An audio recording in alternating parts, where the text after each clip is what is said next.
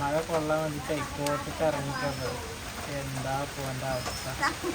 ഓന് നീലക്കോട്ട് കീറിയിട്ട് മേല് നനയാണ്. അപ്പൊ അടുത്ത കോട്ടിട്ട് ഇറങ്ങി.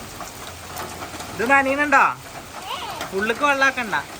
അതഞ്ഞ് നമ്മളെ അടുത്ത ആള് തുണക്കാലത്തേക്ക് കാണിച്ചു കൊടുക്കാൻ പോയതായിരുന്നു. കണ്ടോ? അവളെ കണ്ടോ? എന്താ പറഞ്ഞേ? രണ്ടാളും